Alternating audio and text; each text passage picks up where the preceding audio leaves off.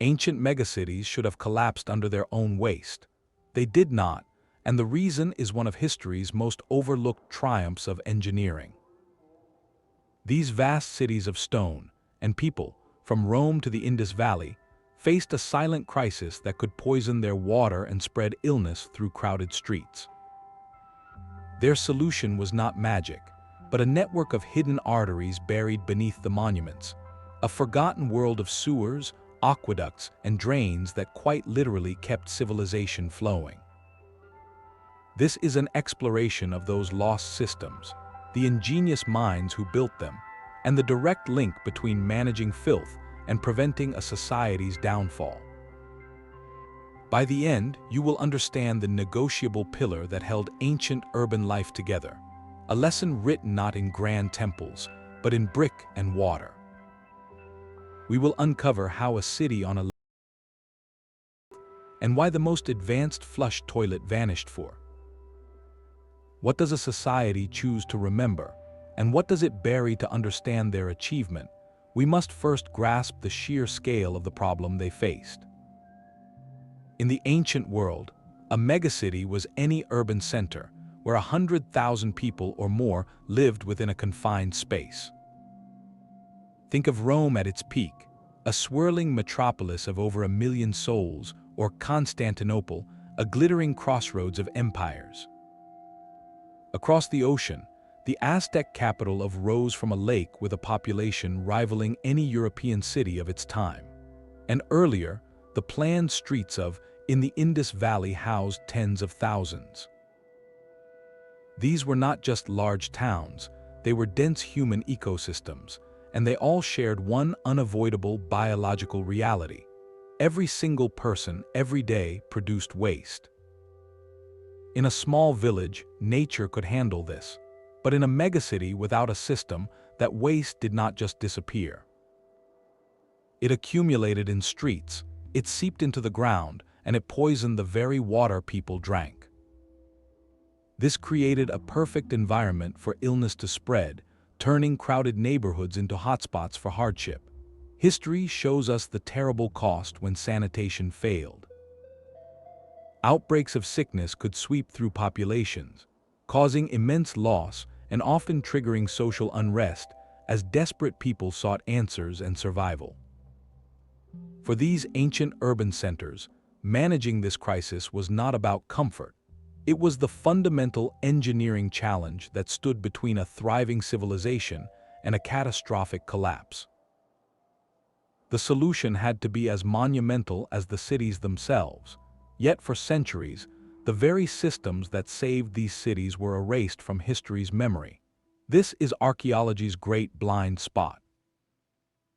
When explorers first uncovered ancient ruins, their eyes were drawn upward to the grand temples reaching for the heavens, the palaces adorned with frescoes, the statues of gods and kings.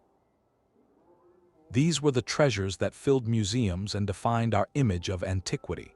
Meanwhile, the true foundation of urban life lay buried and ignored, literally beneath their feet. Sewers, latrines, clay pipes, and drainage channels were seen as mere utilities, the unglamorous plumbing of a civilization, hardly worth a second glance compared to a golden mask or a marble frieze. Often, these networks were misinterpreted. A sophisticated covered drain might be recorded simply as a foundation trench. A public latrine block could be mistaken for a storage room or a humble workshop. The infrastructure was there, but we were not looking for it. We celebrated the brain of a civilization, its art and religion, while completely overlooking the circulatory system that kept the body alive. This bias meant that for generations, the story of ancient urban survival remained half-told. We marveled at the aqueducts, yes, but often as majestic monuments, not as the critical delivery mechanism for clean water that they were. The hidden world of waste removal was scarcely mentioned. It was the forgotten engineering, the buried genius. Thankfully, that perspective is changing. Modern archaeology has turned its gaze downward, armed with new tools that let us see without digging. Ground-penetrating radar sends pulses into the earth, painting a picture of buried channels and hollow pipes. LiDAR technology strips away jungle canopy to reveal the ghostly grids of ancient streets and the subtle gradients that guided water flow. Archaeologists now follow the water, tracing the paths of inlet and outlet, mapping the entire hydrological metabolism of a city. This shift is profound. It recognizes that a city's greatness was not measured by its tallest pyramid alone, but by how it managed the most basic human needs for thousands of people every single day. The network of pipes beneath a street is now seen as a feat of engineering every bit as sophisticated and vital as the palace it served. It was, in every sense, the life support system of the megacity. So where do we begin to see this hidden world in action? We find the earliest and perhaps most logical blueprint in the Indus Valley. Flourishing over 4,000 years ago, the cities of and Harappa present a startling vision of urban order. While their written language remains undeciphered, their infrastructure speaks with remarkable clarity. Here, the concept of urban plumbing was not an afterthought. It was the very first line drawn in the city plan. Every major street was laid out with a baked brick drain running directly beneath it, a hidden twin to the roadway above. These were not simple ditches. They were carefully engineered channels, lined with precisely fitted bricks and sealed with a special gypsum plaster to prevent leaks into the surrounding earth. They sloped gently but deliberately, using gravity to pull away from residential areas and out toward the edges of the city. What makes this system so extraordinary is its uniformity and its reach. In a civilization spanning a vast region, the same basic design for drainage appears in city after city. This suggests a shared knowledge of public health engineering, a standard that was passed down and implemented for centuries. The genius of the system was its connectivity. These main street drains did not exist in isolation. They were fed by a network of smaller pipes and chutes from individual homes. Many houses contained dedicated bathing platforms with drains built into the floor, and even distinct, brick-lined latrine rooms on the upper floors. Waste from these rooms would drop through a vertical clay pipe, a kind of ancient soil stack, directly into the covered street drain below. This was a level of domestic sanitation that would not be seen again in many parts of the world for thousands of years. Maintenance was also part of the design. At regular intervals, the covered drains were pierced by brick manholes, allowing workers to descend and clear any blockages, to ensure the lifeblood, or perhaps more accurately, the waste blood of the city, kept flowing. This entire waste removal network was powered by another marvel, a sophisticated and decentralized water supply. Hundreds of wells, also lined with those same perfect baked bricks, dotted the cities. They provided the clean water needed for drinking, bathing, and flushing those household drains. The system was a closed loop of intake and outlet, a planned metabolism. This was not a reaction to crisis. It was a preventative, foundational principle. The Indus Valley civilization understood, at a profound level, that for thousands of people to live together in close quarters, you had to plan for what they would leave behind. Their legacy is not just in mysterious seals or elegant figurines, but in the quiet, relentless logic of brick and gradient, a testament to the idea that a city's greatness begins not with its monuments, but with its drains. But what happens when a city does not begin with a master plan? The story of Rome offers a different, more dramatic evolution. Here, the greatest sewer in the ancient world started not as a planned artery, but as a humble creek. The early settlement of Rome was built across 7 hills, but its political and social heart, the Forum, lay in a swampy valley between them. This lowland was a treacherous mix of marsh and stagnant water, utterly unsuitable for the grand public square a growing power required. The Etruscan kings who ruled early Rome faced this landscape not with avoidance, but with audacious redirection. Their target was a natural stream that meandered through the muck. They did not fill it in. Instead, they channeled it, deepened it, and lined its banks with stone, transforming a nuisance into a tool. This engineered watercourse, known as the Cloaca Maxima, or the Greatest Sewer, began its life around 600 BC as a simple but massive drainage ditch. Its sole purpose was to carve a dry foundation from the swamp, to literally pull the water out of the land so the forum could be built upon it. This was engineering in its most primal form, conquering nature to make space for civilization. Over centuries, as Rome exploded from a city into a capital of an empire, the Cloaca Maxima evolved alongside it. What began as an open channel was gradually vaulted over with massive stone arches, becoming a hidden, subterranean river. Its scale is difficult to overstate. Sections of the main tunnel are wide enough for a wagon to pass through, built from precisely cut blocks of volcanic stone fitted together without mortar, a testament to engineering confidence. This was no longer just a drain for rainwater. As the city grew denser, the cloaca became the main collector for waste from public latrines, bathhouses, and even some private residences of the wealthy. It channeled this flow directly into the Tiber River, effectively exporting the city's problem downstream. The system was a marvel of hydraulic engineering, utilizing a gentle, consistent slope to maintain flow and prevent blockages. Maintenance was a state priority, with emperors like Augustus and Trajan personally overseeing cleaning operations, understanding that the health of the city depended on the health of its hidden veins. The Cloaca Maxima became a powerful symbol of Roman order. It represented the triumph of rational design over chaos, the taming of the wild landscape to serve human will. Writers like Pliny the Elder praised it as a monument more awe-inspiring than any pyramid, for its utility was its grandeur. It was so integral to Roman identity that it was placed under the protection of the goddess, a divine endorsement of civic infrastructure. Yet for all its monumental achievement, the system had profound limitations.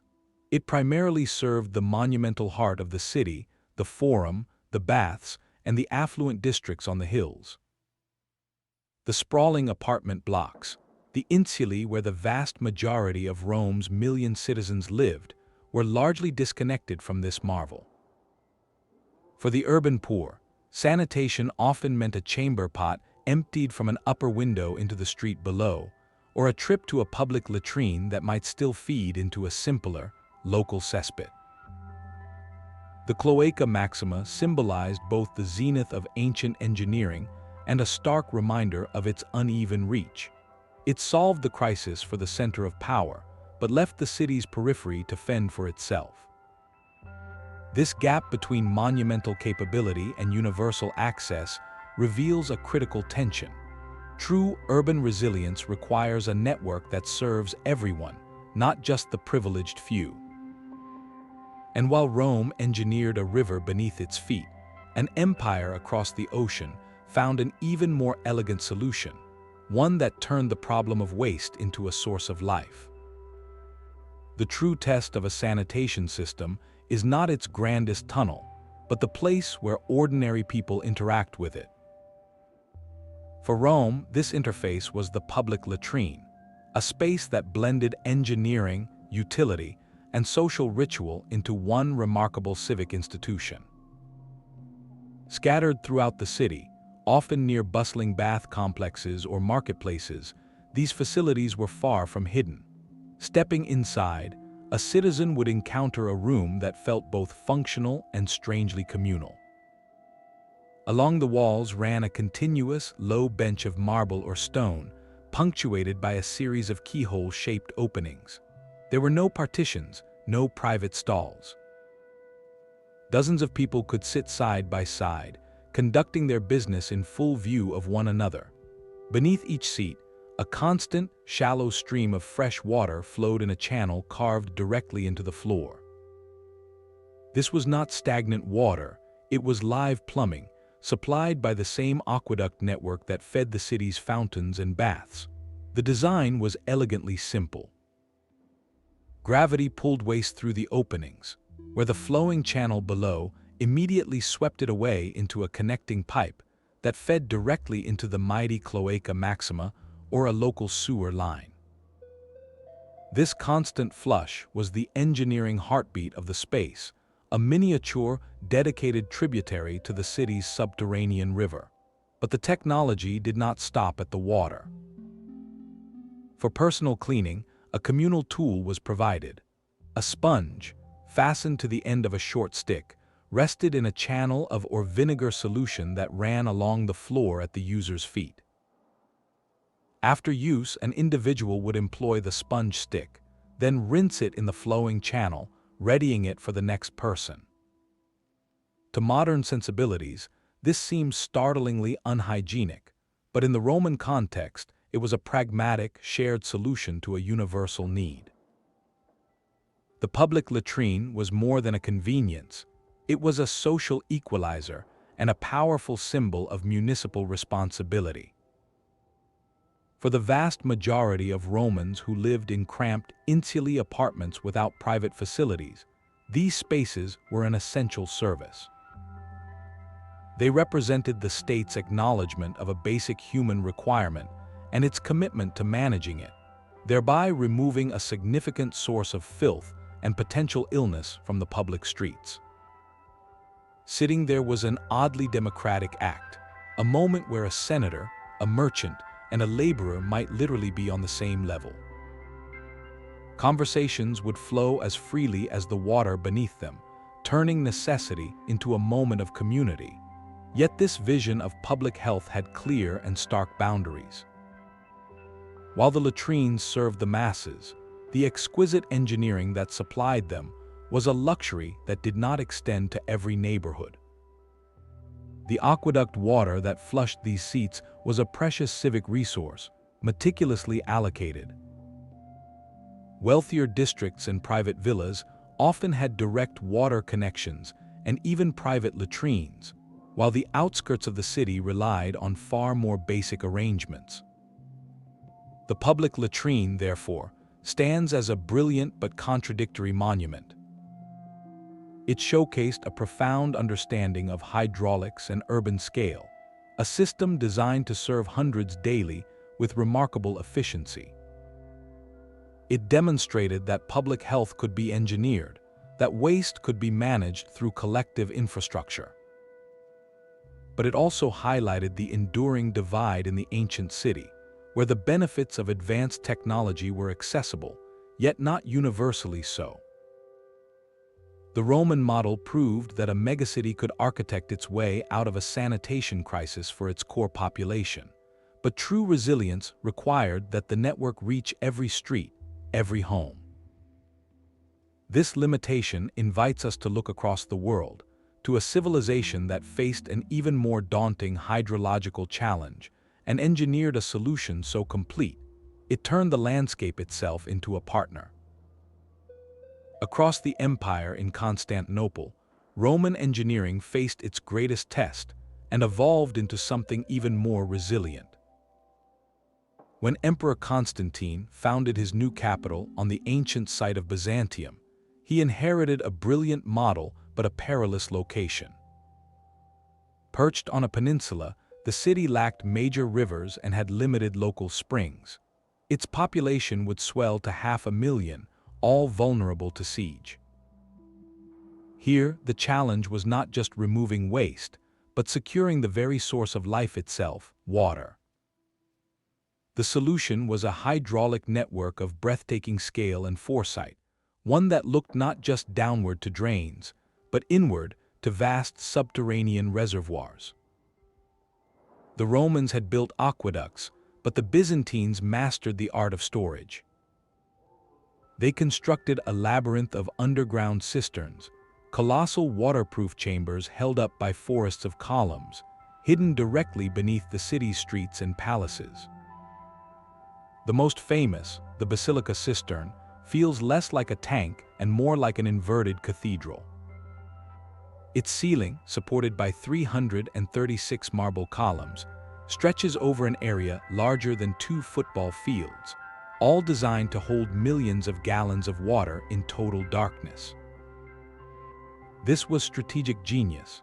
Water channeled from aqueducts and springs miles away would fill these caverns, creating a stable reserve safe from enemy sabotage or seasonal drought. The city did not just have a water supply, it had a savings account. But storage was only half the equation. From these cisterns, a hidden web of distribution took over. An extensive network of lead and clay pipes, carefully graded and maintained, acted as the city's circulatory system. This network fed public fountains, known as where citizens could collect their daily water. It supplied the immense public bathhouses, centers of social life and hygiene, and it reached the palaces and some elite residences, bringing the convenience of direct access to the privileged few. The true innovation, however, was in the system's redundancy. Constantinople was not served by one single aqueduct or one main pipe. Multiple aqueducts converged on the city from different directions. If one was cut by an enemy or damaged by an earthquake, others could compensate. The cisterns provided a buffer, holding months of reserve. The distribution network had alternative pathways. This was not a single thread holding the city together, it was a woven mesh. This redundancy was the key to urban survival. It meant that during the infamous sieges that tested the city for centuries, while attackers hoped to thirst the population into surrender, life within the walls could continue. The public fountains could still flow, fed by the silent oceans beneath their feet. This engineering philosophy represented a profound shift. It was about more than moving water from point A to point B. It was about creating an immune system for the city. By decentralizing storage and creating multiple fail-safes, Byzantine engineers built a metabolism that could withstand shock. They understood that a megacity's greatest vulnerability was its dependence on a single point of failure. Their legacy, written in damp brick and cold, still water, is a lesson in resilience. It asks us what it truly means to build for the future, not for the next season, but for the next siege, the next disaster, the next unknown. While Constantinople fortified its water, another civilization across the Atlantic achieved something even more astonishing, building a metropolis where none should have been possible, directly atop a lake. Yet for all the brilliance of its water system, Constantinople presents us with a curious historical silence. We know in exquisite detail how clean water entered the city, stored in those vast, cathedral-like cisterns. But the other half of the urban equation, the removal of waste for 500,000 people, remains shrouded in mystery. Archaeologists and historians face a puzzle. How did a city famed for its engineering ingenuity, a place that turned water management into a strategic art, handle the daily biological output of its immense population? The records are strangely quiet. While poets sang of aqueducts and emperors boasted of reservoirs, the sewers of Byzantium were scarcely worth a chronicler's ink. This omission is itself a clue. It suggests the system, whatever it was, functioned so reliably or was considered so mundane that it simply faded into the background of daily life, becoming invisible infrastructure. The evidence we do have points not to one monolithic solution, but to a layered, practical approach tailored to the city's unique geography. Constantinople was built on a series of steep hills sloping down to the sea. This topography was a natural ally. It is very likely that a network of covered stone drains, smaller and less monumental than Rome's Cloaca Maxima, channeled rainwater and street runoff down these slopes. Many of these drains would have also carried waste from public latrines and bathhouses, using gravity to flush it directly into the Sea of, or the Golden Horn. The powerful currents of the Bosporus Strait would then disperse it away from the city. This was a simple, effective form of marine outfall, turning the surrounding waters into a vast, natural treatment plant. But gravity-fed drains could not reach every densely packed neighborhood, especially those on the city's high plateaus. Here, historians believe a more human-scaled system took over. The collection of night soil, a euphemism for human waste collected by hand, was almost certainly a widespread practice. This was not a glamorous task, but it was a vital one in cities worldwide before the modern era. Specialized collectors would empty private cesspits and public privies, likely under cover of darkness. This material, far from being mere refuse, held economic value. It could be transported outside the city walls and sold to farmers as a potent fertilizer for their fields, completing a nutrient cycle that returned to the land what the city had consumed. This practice would explain the lack of massive, centralized sewer tunnels. The waste was not moved by water in a grand underground river, but by cart and boat, in a continuous, quiet transfer from urban center to agricultural periphery. The true genius of Constantinople's approach may have been its hybrid nature. It combined elegant hydraulic engineering where the landscape allowed, with pragmatic, labor-intensive solutions where it did not. It was a system built on adaptability, not just monumentality. This very practicality might be why it escaped detailed documentation. The glorious aqueducts were symbols of imperial power and divine favor. The daily removal of waste was simply the work of keeping a city alive, as essential and unremarkable as breathing. Yet this silence speaks volumes. It tells us that a megacity's survival often depends not on a single, heroic feat of engineering, but on the unrecorded, everyday rhythms of maintenance and reuse. The mystery of Byzantine sewage is a reminder that history often remembers the splash of water entering a city, but forgets the quiet, constant process of its departure. And this leads us to a civilization that took this concept of reuse to its absolute zenith, creating a closed-loop system where waste was not a problem to be disposed of, but a resource to be treasured. The Aztec capital presents perhaps the ultimate paradox of ancient urban planning. It was a glittering island city of canals and towers, home to over 200,000 people, built not beside a river, but directly atop a vast, shallow lake. For any other civilization, this would have been a recipe for disaster, a logistical nightmare where every scrap of waste would threaten to poison the very water that surrounded them. Yet the Aztecs did not just survive here, they thrived by engineering a system that did not fight their environment, but worked in harmony with it. Their solution transformed a potential weakness into an unparalleled strength, creating one of history's most sophisticated closed-loop metabolisms. The city itself was laid out on a grid, not of streets, but of waterways. A network of canals crisscrossed the urban landscape, serving as the main transportation arteries. These were not stagnant ditches, but carefully maintained channels, their flow regulated by dikes and causeways that also connected the island to the mainland. This aquatic grid was the first key to sanitation. Human waste was not left to accumulate.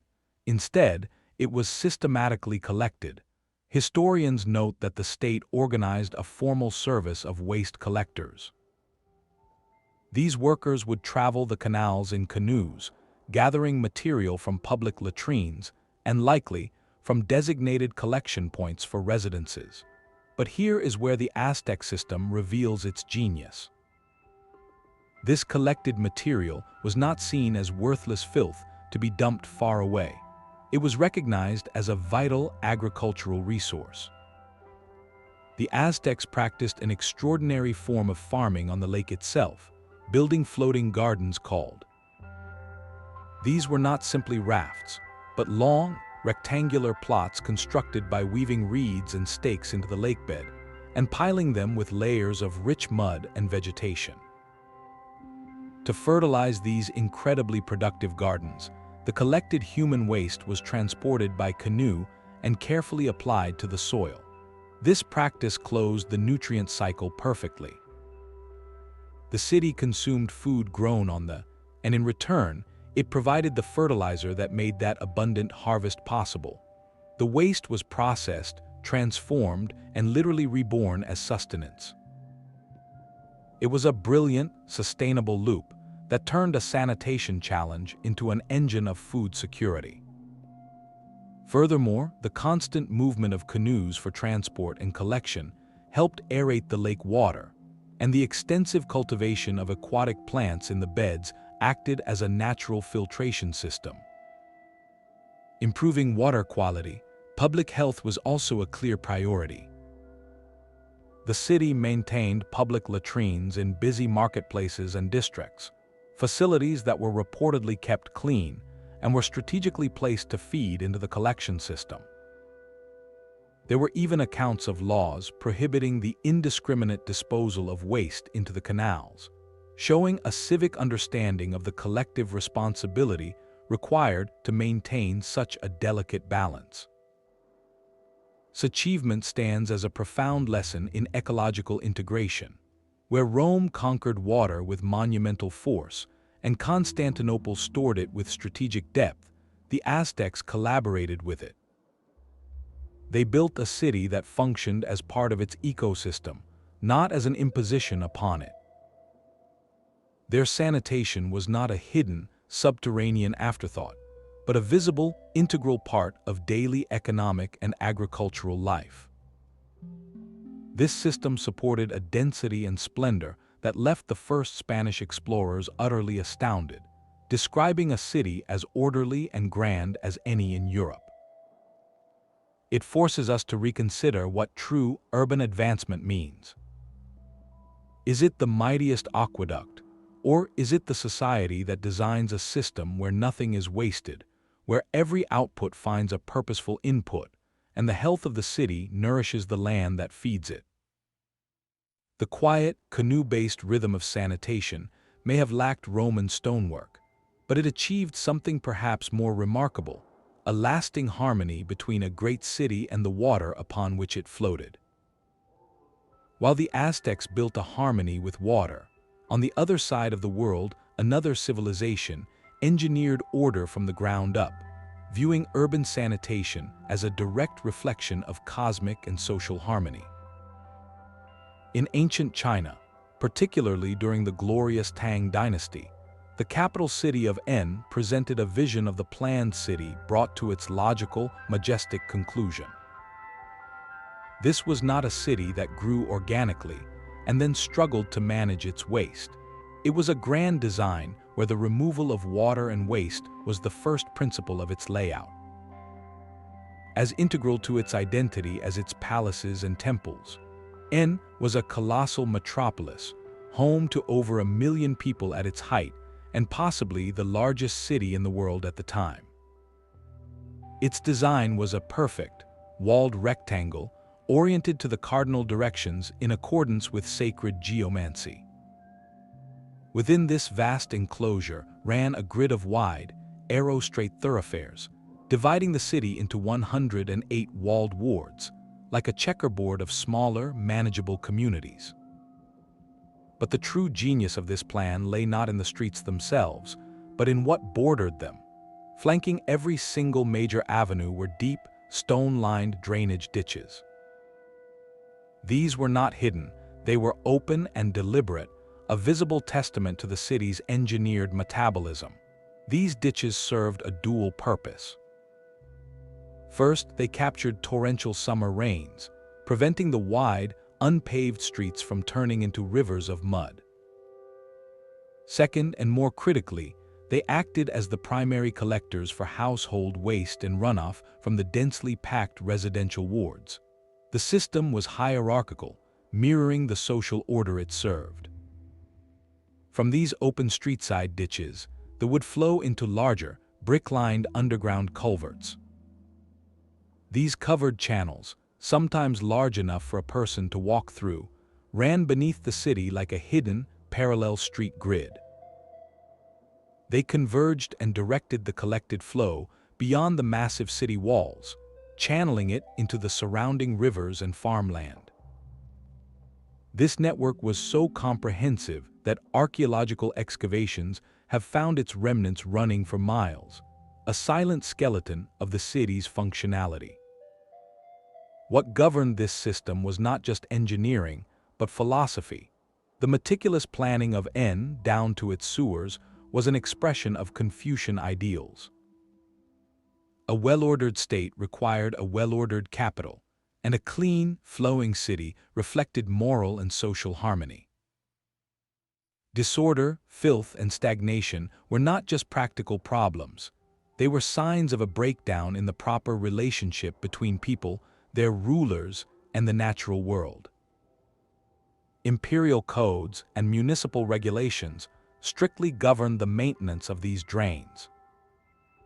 It was the responsibility of each ward to keep its section clear, and historical records tell of officials whose duties included inspecting the channels to ensure they remained unobstructed. The system even influenced domestic architecture. Many wealthier homes within the wards had private latrines that connected directly to the ward's smaller drainage lines, which then fed into the main street ditches. For most citizens, public facilities were available, and the constant flow of water in the open channels helped mitigate odor and health risks, though it was far from a modern flush system. The achievement of N was one of foresight and scale. It demonstrated that for a megacity to function, sanitation could not be an add-on, it had to be the blueprint. The Chinese model took the Indus Valley concept of planned drainage and executed it on a metropolitan scale unseen before, wrapping it in a philosophical framework that gave civic cleanliness a deeper, almost spiritual significance. The straight ditches beside the straight streets were more than drains. They were lines in a grand design for civilized life, proving that the most advanced urban planning of its era was thinking about what lay beneath the surface from the very first stroke of the planner's brush. But even the grandest city plan requires one fundamental resource before a single drain can be built: water. In the arid heartlands of Persia, where surface rivers were scarce and the sun relentless, a different kind of genius emerged, one that did not manage water above ground but mined it from beneath. This was the qanat, a subterranean aqueduct that represents one of humanity's most patient and profound feats of hydrological engineering. To understand its brilliance, we must visualize the landscape. In a desert valley, life clings to the edges of mountains where winter snows melt and seep into the ground, forming hidden aquifers deep within the alluvial slopes. The qanat is a gently sloping tunnel, carved by hand through rock and soil, that acts like a horizontal well. It begins with a mother well dug deep into the foothills until it strikes this underground reservoir. From there, a team of specialist diggers known as would begin the meticulous, dangerous work of excavating the main tunnel. They would carve it at a near imperceptible slope, just enough for water to flow by gravity, but not so steep as to cause erosion and collapse. Every 100 feet or so, they would sink a vertical shaft down to the tunnel's level, creating a line of access holes that stretched for miles across the desert floor. These shafts served a dual purpose. They provided air and light for the diggers, and they became the route for removing excavated material. The result was a hidden river, a vein of cool, clean groundwater pulled from the earth and guided silently beneath the burning sands. When it finally emerged into the open air, often many miles from its source, the water would flow into a settlement or an oasis, providing a life-giving supply that was constant, protected, and astonishingly pure. Because the water traveled in darkness, sealed from the desert air, evaporation was nearly zero. Because it was filtered through layers of sand and gravel, it was free of the contaminants that plagued surface streams. The qanat did not just deliver water, it delivered the right kind of water. This made it the indispensable first pillar of urban life in arid regions. Before a city could worry about removing waste, it had to secure a clean, abundant source of water for drinking, cooking, and washing. The qanat provided that foundation. It allowed settlements to grow into cities far from major rivers, creating stable agricultural bases and enabling dense populations. The reliable, clean water from a qanat meant that communities were not forced to drink from polluted surface pools, where waste naturally accumulated, drastically reducing the transmission of waterborne illness. It created the very possibility of hygiene on a large scale. The influence of this Persian technology rippled across empires. The concept traveled with trade and conquest, from the heart of Persia to the edges of the Roman world, into the Arabian Peninsula and across North Africa. Wherever it was adopted, it followed the same elegant, gravity-fed principle. It was a democratizing force, as the water from a single qanat was often shared by a community under strict and fair distribution laws, its maintenance a collective responsibility. The qanat reminds us that the story of urban sanitation is not a single invention, but a chain of prerequisites. You cannot build a sewer until you have a reliable water source to flush it. You cannot promote public health if the only water available is already poisoned. This underground canal, a testament to human patience and geometric precision, was the silent, enabling technology that made everything else possible. It turned parched land into fertile ground and scattered villages into the kernels of future megacities, proving that sometimes the most vital infrastructure is the one you never see, quietly flowing in the darkness. Bringing life to the surface, while the qanat quietly revolutionized water supply, another civilization was perfecting its delivery right inside the home. On the sun-drenched island of Crete, the Minoan Palace of Knossos reveals a startling level of domestic luxury and engineering foresight. Flourishing over 3,500 years ago, this vibrant culture is celebrated for its vivid frescoes and labyrinthine architecture, but its most enduring legacy might be found in a small, private room. Archaeological excavations at the site have uncovered what many scholars identify as the world's first known flush toilets. These were not simple pits, but sophisticated installations. They featured a wooden seat, a comfort we associate with modernity, positioned over a carefully crafted clay pipe. The mechanism for flushing was elegantly simple and sustainable. It relied on a system of conduits that captured rainwater from the palace roofs, channeling it into holding tanks. When a lever was likely pulled or a plug removed, this stored rainwater would rush down the pipe, carrying waste away from the living quarters. This was a deliberate, engineered act of cleansing, a technology for convenience and hygiene that would not become common again for. The innovation did not stop at the toilet seat. The Minoans understood that different types of water required different paths. Their palaces and larger homes were equipped with a remarkably advanced dual drainage system. One network of stone and clay channels was dedicated solely to stormwater, capturing rainfall from courtyards and rooftops to prevent flooding. A completely separate, closed system of pipes was reserved for sewage from those flush toilets and from bathing areas. This separation was a profound insight. It prevented storm runoff from overwhelming the sewage lines, which would cause backups and overflows, and it kept contaminated wastewater isolated from clean rainwater that could be repurposed for other uses. The sewage pipes themselves were masterfully crafted from interlocking sections, tapered to create a self-scouring flow that minimized blockages.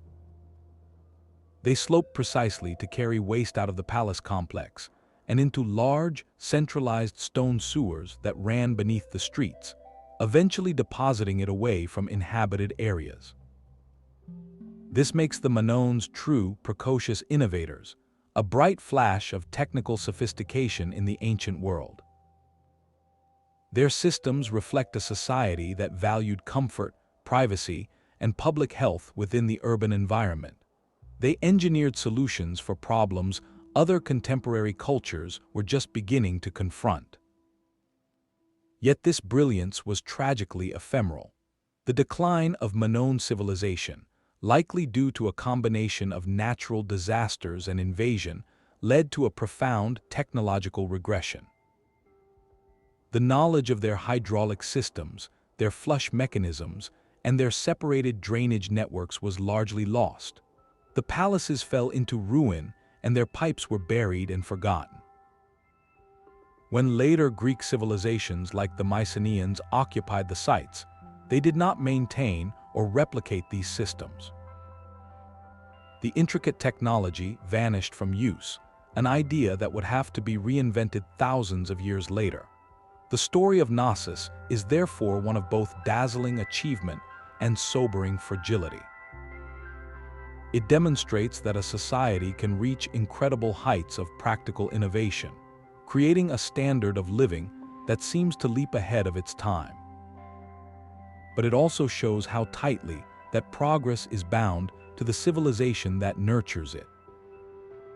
When that civilization fades, its most advanced ideas can disappear into the earth, waiting to be rediscovered by an age ready to understand their value once more.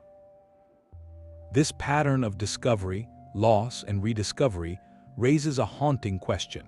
How many other solutions to ancient urban life have been permanently erased, leaving us to rebuild from scratch? The sophisticated flush of Knossos and the orderly drains of En represent a high-water mark of ancient urban thought, but this knowledge was not a permanent inheritance. With the fragmentation of the Roman Empire in the West, the meticulous systems that had supported its megacities began to crumble, not from invasion alone, but from a profound shift in priorities. The complex, state-maintained networks of aqueducts and sewers required central authority, vast resources, and specialized engineering knowledge to function. As political order dissolved, so did the civic commitment to this invisible infrastructure. Aqueducts cracked and were not repaired.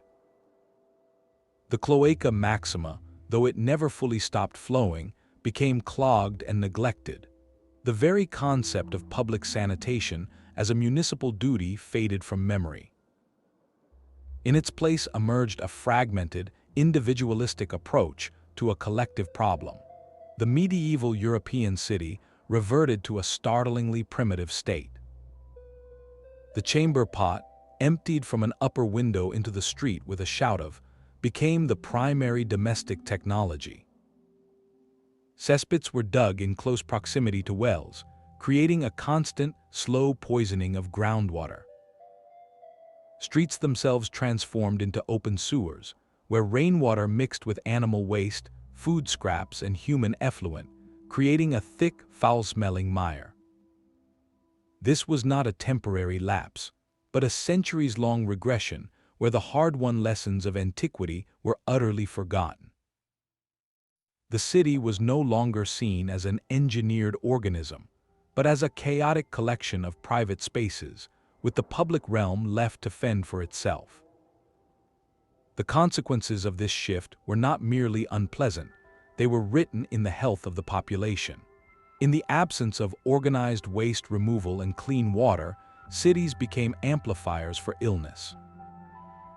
Crowded, unsanitary conditions created a perfect environment for outbreaks to ignite and spread with terrifying speed.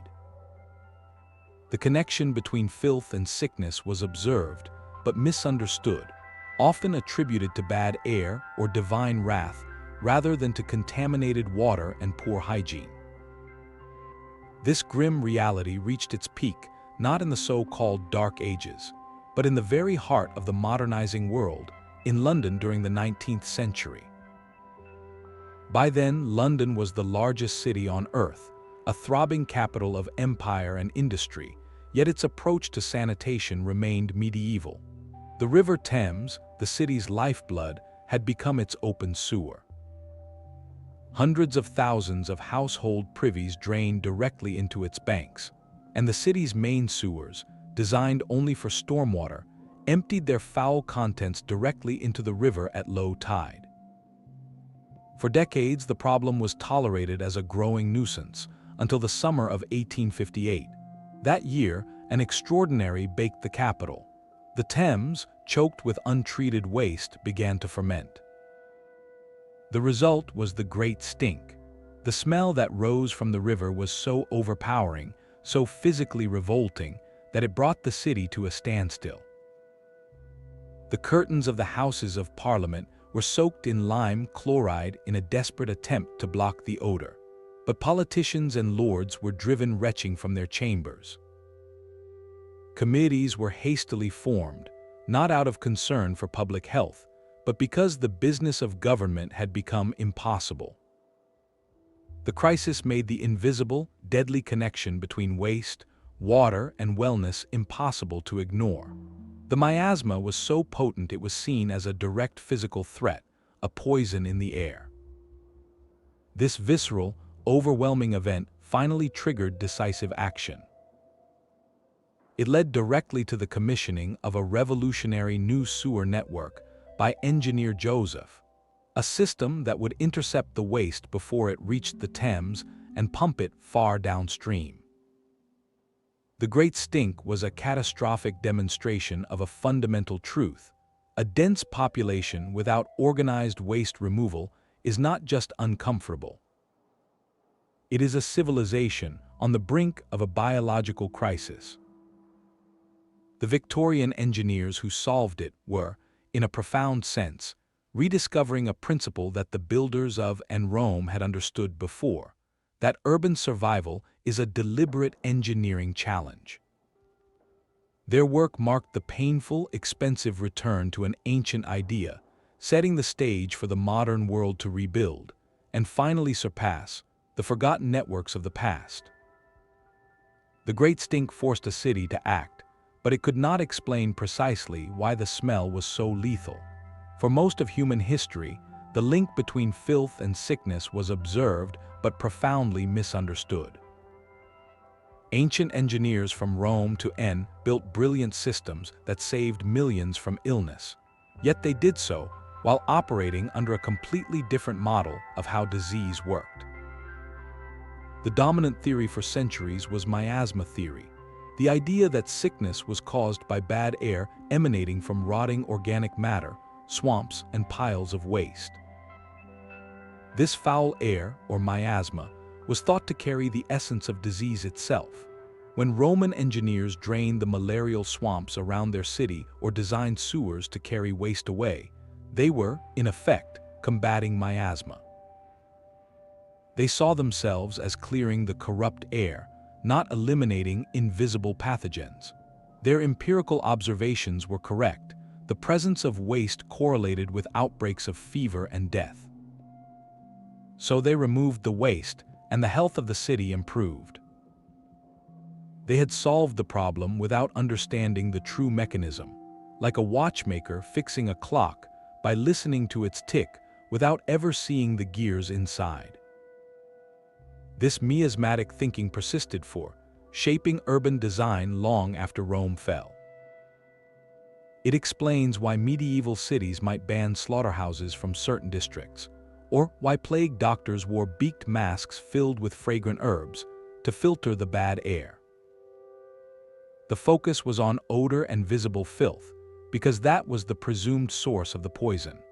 The breakthrough that changed everything was the slow, painstaking arrival of germ theory in the 19th century. Pioneering researchers like John Snow in London and Louis in France provided the evidence that specific illnesses were caused by specific living microorganisms, not by bad smells. Snow's famous map of a cholera outbreak in 1854 traced cases to a single contaminated water pump on Broad Street, visually proving that the disease traveled through water, not air. This was the revelation that explained why the ancient systems had been so effective all along. Proper waste management, especially the separation of sewage from drinking water, worked because it physically blocked the transmission routes of these microscopic invaders. We now can name the specific waterborne diseases that well-designed sanitation networks hold at bay. Typhoid fever, a brutal illness causing high fever and severe intestinal distress, is spread through food or water contaminated with the bacteria from an infected person's waste. Cholera, which can lead to devastating dehydration and loss of life within hours, follows the same path, exploding in communities where sewage contaminates the water supply. Dysentery, a painful intestinal infection, also thrives in conditions of poor hygiene and contaminated water. These are not illnesses of bad air, they are illnesses of failed infrastructure. When ancient engineers built aqueducts from clean mountain springs, lined wells with impermeable brick, and channeled sewage away from living areas, they were unknowingly constructing biological firewalls. They were severing the invisible connection between the bacteria in one person's body and the drinking cup of another. This is the profound irony and testament to their skill. They engineered solutions to a problem whose true nature they could not see. They correctly identified the symptom, the concentration of waste, and treated it with monumental infrastructure. The success of their cities stands as a powerful argument for the value of empirical knowledge, of observing patterns and acting on them, even in the absence of complete scientific understanding. Their legacy is a lesson in practical wisdom, proving that sometimes you can build the right bridge long before you fully comprehend the depth of the chasm it spans. Yet the monumental aqueducts and sewers we admire could never have been built with ordinary stone and mortar. The true secret behind Rome's enduring infrastructure was a material hidden in plain sight, a magical recipe that turned volcanic ash and lime into a stone harder than the rock around it. This was hydraulic cement, and its invention was as transformative for Roman engineers as steel would be for the modern world. The Romans did not invent cement itself. Earlier cultures used simple lime mortars. But Roman builders perfected a specific formula, known as opus, that possessed one extraordinary property: it could set and cure underwater. The key ingredient was a fine, dusty ash called pozzolana, mined from volcanic deposits around the Bay of Naples, particularly near the town of. When this pozzolana ash was mixed with lime and water, a complex chemical reaction occurred. Instead of simply drying out like a mud brick, the mixture underwent a process called a reaction, forming stable silicate compounds that bonded aggressively with aggregates like stone and brick. This created a concrete that was not only incredibly strong and durable, but also completely waterproof. Imagine the advantage this gave Roman engineers. For the first time, they could build directly in rivers, harbors, and marshes. They could line the beds of aqueduct channels so that not a drop of precious water would seep out into the surrounding earth over miles of travel. They could seal the interiors of massive sewer tunnels, preventing waste from contaminating groundwater and ensuring the walls would not erode from constant flow. They could construct breakwaters and piers that would withstand the relentless pounding of the sea for centuries. The recipe was versatile. Builders would combine the pozzolana lime mortar with an aggregate, often rubble from old buildings or volcanic rock, and pack it into wooden forms. As it cured, even underwater, it formed a monolithic, artificial stone that was often more resilient than the natural stone blocks used in earlier construction. This material is why so many Roman maritime structures, like the harbor at Caesarea, still have sections intact beneath the Mediterranean waves today. It is why the aqueducts, once the wooden support frames rotted away, were left standing as permanent stone rivers in the air. The concrete did the work of holding itself together, allowing for more ambitious arches, longer spans, and more complex hydraulic shapes than ever before. This technological leap meant Roman infrastructure was not just grand, it was functionally eternal by ancient standards. It was built to outlast empires, and in many cases it has. The paradox is that this revolutionary knowledge faded with Rome's decline. The specific formula, the understanding of pozzolana's reactive properties, was lost in the West for over 1,000 years.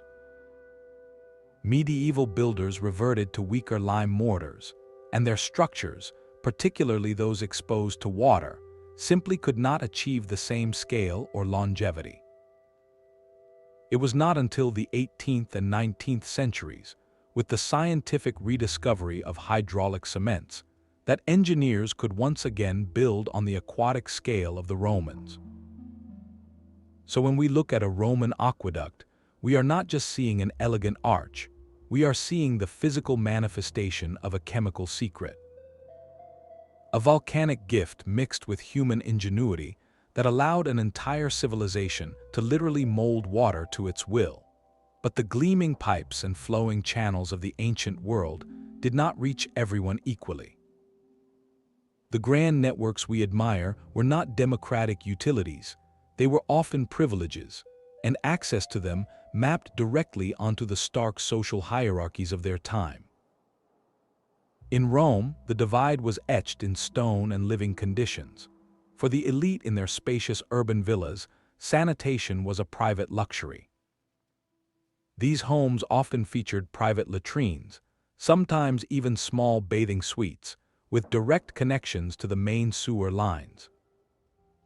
Waste vanished with a flush of water from a dedicated cistern, a convenience that removed them from the public problem entirely. Their water came from lead pipes fed by the aqueducts, bringing a private, continuous supply for fountains, baths, and kitchens. This was a world of engineered cleanliness, a bubble of health secured by wealth and status. A short walk away, the reality for the vast majority of Rome's million inhabitants was utterly different.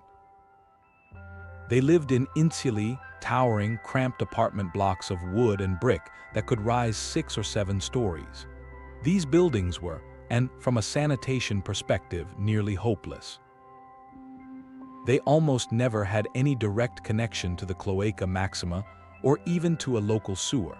For the families packed into these rooms, the basic technology was the chamber pot. When full, its contents had to be carried down multiple flights of narrow stairs and disposed of. The most common method was simply to empty it into the open street gutter, adding to the public mire, or into large, shared cesspits dug in the building's cramped courtyard.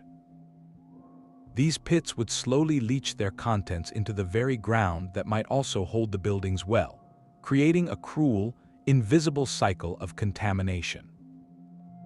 The alternative was a trip to the public latrine, which, while a marvel of social engineering, was also a crowded, shared space that required a walk, often through filthy streets. For the sick, the elderly, or a parent with young children, this was a significant daily hardship.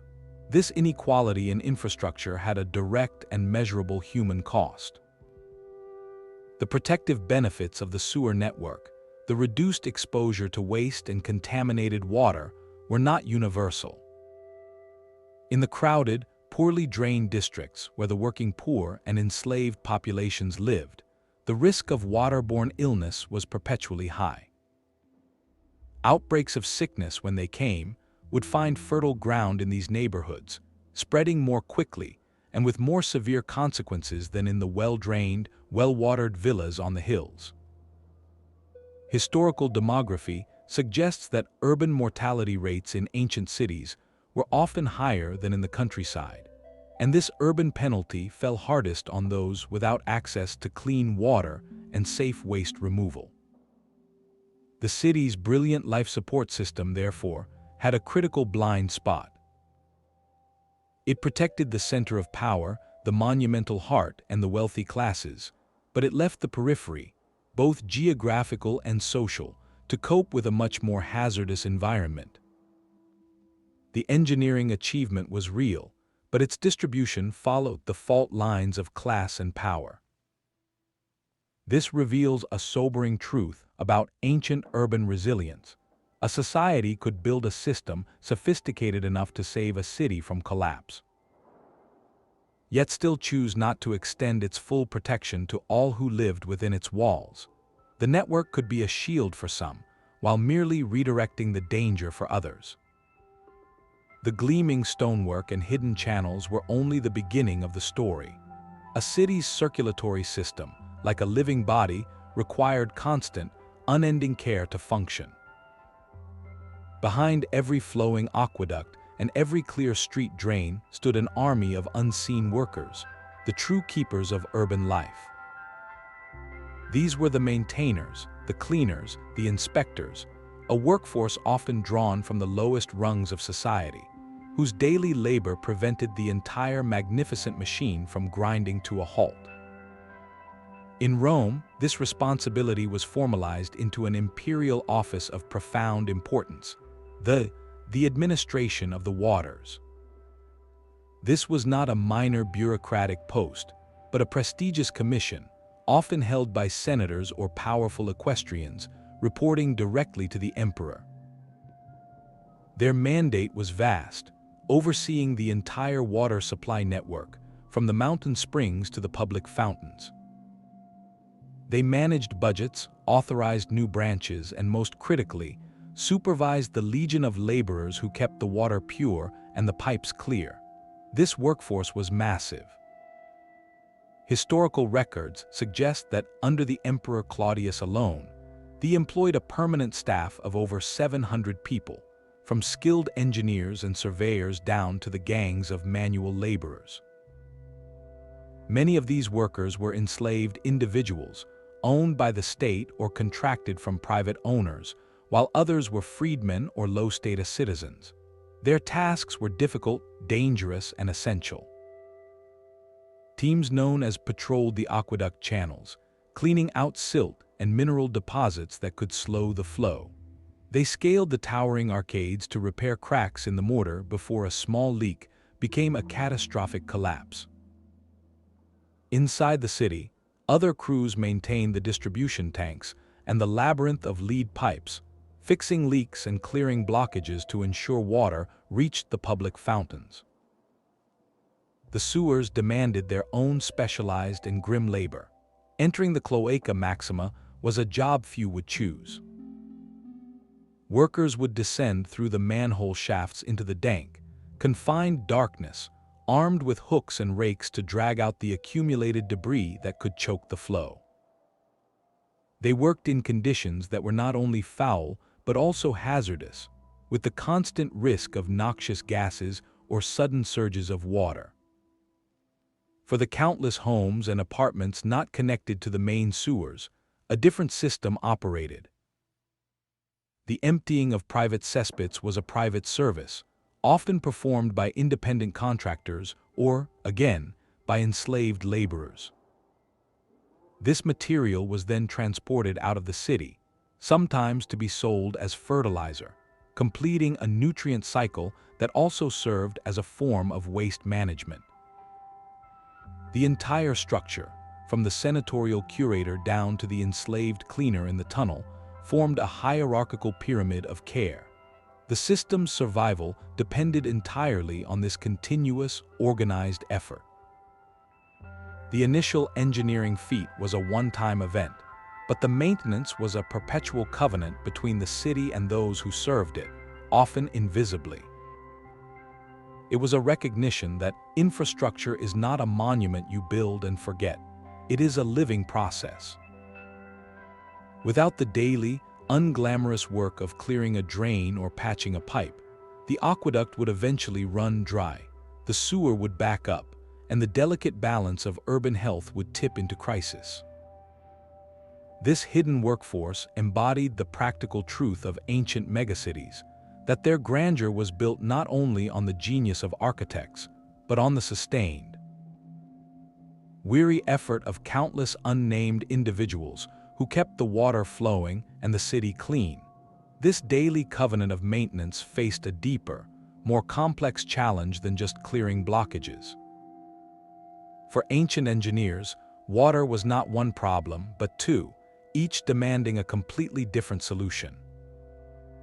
The most sophisticated urban systems had to grapple with a fundamental distinction: the separation of sewage, the concentrated waste from human activity, from stormwater. The vast volumes of rain that could flood a city in minutes. Managing one was difficult, but managing both together, without letting them overwhelm each other, was the true test of hydraulic foresight. Many great systems, including Rome's celebrated Cloaca Maxima, ultimately combined these flows. The cloaca began as a storm drain, designed to empty the marshy forum. As Rome grew, it became a convenient artery for public latrines and bathhouse waste as well. This combined system was efficient in its way, using storm runoff to help flush away sewage, but it had a critical flaw. During a heavy rain, the tunnel could be deluged with far more water than it was designed to carry. This would cause the channel to overflow, pushing a foul mixture of stormwater and raw sewage back up through the drains and into the streets and basements of the city. The very system meant to cleanse Rome could, in a downpour, temporarily poison it. This was not a failure of engineering so much as a limitation of the combined approach, an understandable compromise for a city that grew organically around an existing drain. Contrast this with the more deliberate designs we see elsewhere. On Crete, over 1,000 years earlier, the Minoans at Knossos had engineered a dual system. They built separate networks of pipes, one dedicated solely to carrying rainwater from roofs and courtyards away to prevent flooding, and another closed system for sewage from their advanced flush toilets. This separation was a profound insight. It meant that a sudden storm would not back up sewage into living quarters. And it kept contaminated wastewater isolated from relatively clean rainwater that could be repurposed for irrigation or other non-potable uses. Similarly, in ancient China, the planned city of En featured its wide, open street ditches primarily for stormwater and general runoff. While waste from certain residences and facilities was meant to be contained and managed through more controlled channels, an attempt to keep the most hazardous material from mingling freely with the seasonal rains. Why was this separation such a more advanced concept? It required a higher level of initial planning and a deeper understanding of public health risks. Combining flows was simpler. It used a single set of tunnels for two purposes. Separation meant designing, building, and maintaining two entirely independent networks, doubling the infrastructure before a single stone was laid. It also implied a clearer grasp of contamination, a sense that water which touched human waste was fundamentally different and more dangerous than water that fell from the sky, even if the science of germs was away. Engineers who attempted separation were thinking in categories, treating different types of water based on their source and potential threat. This was the pinnacle of ancient urban hydrology, moving beyond mere removal toward managed, differentiated flows. It recognized that a city's relationship with water was not a single battle, but a war on two fronts, one against the torrents from above, and another against the waste generated within. The systems that acknowledged this duality came closest to creating a truly resilient metabolism, one that could weather a storm without sacrificing the health of its citizens. The public bathhouse was far more than a place to get clean. In the heart of ancient Rome or any major imperial city, it stood as a hydraulic engine, a monumental consumer and releaser of water that pushed the urban network to its absolute limits. Entering one of these vast complexes was an immersion in engineered luxury. The sequence of rooms, from the cool to the steamy, was a carefully calibrated thermal experience, each pool maintained at a precise temperature by a hidden world of furnaces and plumbing. But this comfort demanded an immense and constant sacrifice of resources. A single large bath complex could use hundreds of thousands of gallons of water every single day, drawn directly from the aqueducts via dedicated lead pipes. This was not a trickle, it was a torrent, a deliberate, extravagant expenditure of the city's most precious civic resource. The baths were a statement of abundance, a living proof that the empire commanded water so completely it could afford to let citizens bathe in it by the thousands. Yet this consumption was only the first half of the equation. All that water once used had to go somewhere. The baths became massive generators of, now mixed with oils, soaps, and the grime of a bustling urban population. This effluent could not be allowed to stagnate or seep into the ground nearby. Therefore, the drainage system of a bathhouse was as critical as its supply.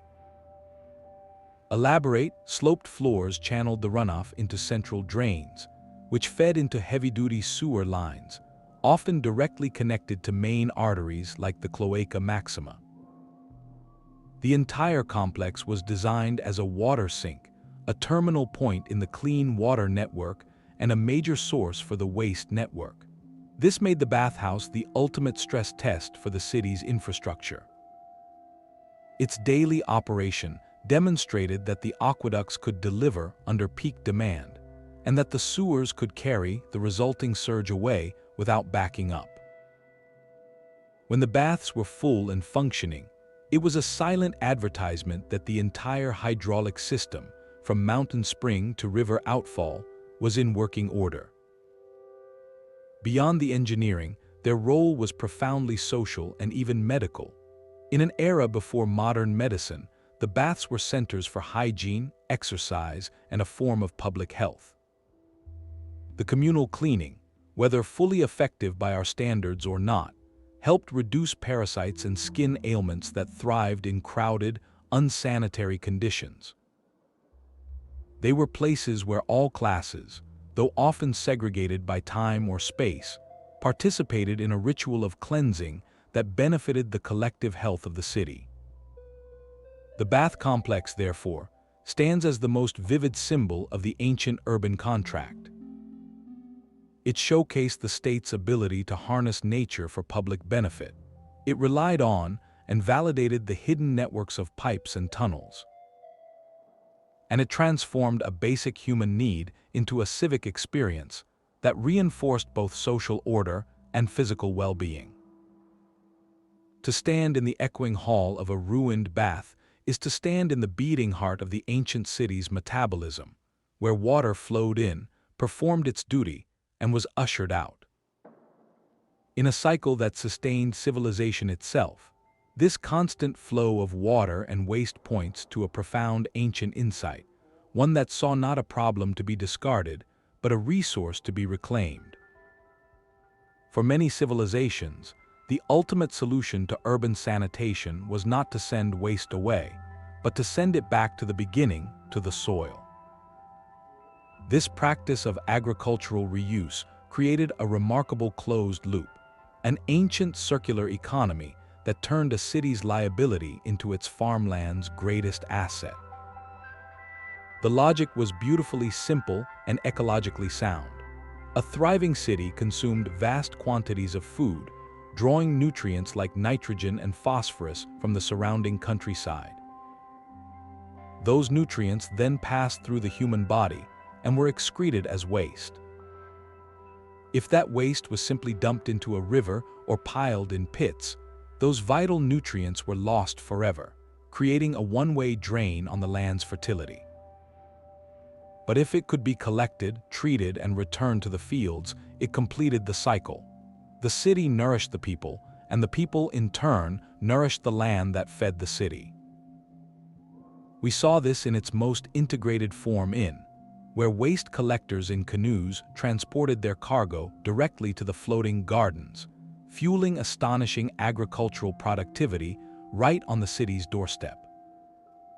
In ancient China, records from the Han and Tang dynasties show that human waste, referred to as night soil, was systematically collected from cities and towns. It was a valuable commodity, sold to farmers who would often compost it with straw and ash before applying it to their fields. This practice was so effective and so entrenched that it continued becoming a cornerstone of East Asian agriculture, and allowing the same plots of land to remain productive for generations without depletion. Even in Europe, after the Roman model faded, the practice persisted in a more informal way. In medieval and early modern cities, the contents of cesspits were regularly excavated by so-called night soil men, who would sell the waste to farmers in the peri-urban hinterlands. In places like Edo period Japan, this system was so refined that different grades of waste were collected and priced according to their nutrient content, creating a sophisticated market for what was essentially recycled fertility. The agronomic benefits were undeniable. This material was rich in the very elements crops craved, acting as a powerful, slow-release fertilizer that improved soil structure and moisture retention far better than animal manure alone. It allowed populations to concentrate in cities without utterly stripping the countryside, creating a sustainable, if odoriferous, symbiosis between urban and rural life. Yet this elegant solution carried a shadow. The public health risks were significant and poorly understood at the time. Applying raw, untreated human waste directly to food crops, especially those eaten raw, could spread dangerous pathogens and parasites. Tapeworms, roundworms, and the bacteria causing typhoid and cholera could easily complete their cycle from field to fork to human host, turning a measure of sustainability into a vector for illness. The societies that managed this practice most successfully were often those that intuitively developed safety measures. In China, the common practice of composting the night soil for extended periods before use would have generated heat and promoted microbial activity that killed many pathogens. The near-universal custom of thoroughly cooking food also provided a critical layer of protection. Still, the risk was an inherent trade-off, a calculated gamble between the undeniable benefit of soil fertility and the invisible danger of disease. This ancient practice forces us to reconsider what we mean by waste. For these cultures, it was not an end product but a link in a chain. Their systems recognized a fundamental ecological truth that in a world of finite resources, nothing can truly be thrown away. It must go somewhere. The genius lay in choosing where, directing it not into the water they drank, but back to the earth that sustained them, completing a circle of life that kept both their cities and their fields alive for centuries. Even the strongest network has a breaking point. The limits of Roman sanitation were brutally exposed not by a collapse of stone, but by an invisible arrival from the east. In the year 165, troops returning from a campaign in Mesopotamia brought back a grim souvenir, a devastating illness that would become known as the Antonine Plague. Historians believe it was likely smallpox, a virus against which the Mediterranean world had no immunity. This was not a failure of engineering in the sense of a broken aqueduct, but a catastrophic stress test of the entire urban system, revealing the vulnerabilities that existed in the gaps between its brilliant pipes. The plague swept through the empire for over a decade, and its path was not random. It followed the very arteries of Roman power, the roads and shipping lanes, and found its most fertile ground in the empire's greatest achievement, its densely packed cities. While the aqueducts delivered clean water and the cloaca carried waste away, the system was designed for the routine, not for a biological storm. In the crowded army camps, where soldiers lived in close quarters with rudimentary latrines often placed near water sources, the virus could jump from person to person with terrifying efficiency. But it was in the sprawling urban neighborhoods, especially the insulae districts housing the poor, where the network's limitations became a conduit for disaster. Here, where private latrines were rare and shared cesspits common, where groundwater was easily contaminated, and public fountains were hubs of constant human contact, the virus found the perfect conditions to amplify its spread. The sanitation system, so effective at managing everyday waste, could do little against a pathogen that moved directly from person to person, or through contaminated food and water handled by the sick. The very density that Roman engineering made possible, the concentration of hundreds of thousands in a single urban space, now worked against it. The plague did not discriminate, ultimately claiming even the emperor, but its toll was almost certainly heaviest in the overcrowded quarters where the infrastructure was thinnest and population density highest. This event forces a sobering reflection. The ingenious networks could prevent the chronic, background illnesses caused by filth and contaminated water, the dysentery and typhoid that were a constant threat. But they could not create a sterile environment. When a novel, highly contagious pathogen was introduced into this interconnected world, the city's greatest strength, its dense web of human contact, became its greatest weakness. The Antonine Plague reminds us that ancient urban resilience was a balance, a constant negotiation between the engineered environment and the biological realities of the humans living within it. The system saved cities from the slow poison of their own waste, but they could not make them fortresses against every invisible invader. The knowledge was not lost forever, merely sleeping in the ruins and the scrolls. For centuries after Rome's fall, the intricate logic of urban water management lay buried, both in the ground and in neglected Latin texts. But with the intellectual awakening of the Renaissance, a new breed of thinkers began to look backward to move forward. Scholars, artists, and engineers, gripped by a renewed passion for classical learning, pored over rediscovered manuscripts by Roman authors like Vitruvius, whose 10 books on architecture detailed aqueduct construction and hydraulic principles. They also studied the physical ruins themselves, marveling at the still-standing arches of aqueducts and the gaping mouths of ancient sewers. These were not just monuments of a lost empire, they were textbooks written in stone, waiting to be read. Among these brilliant minds, Leonardo da Vinci stands out not just as a painter, but as a visionary hydraulic engineer.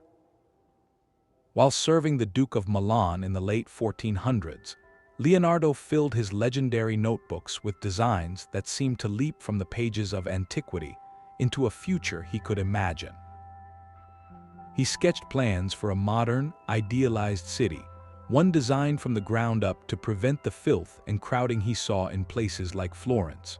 His proposals were radical.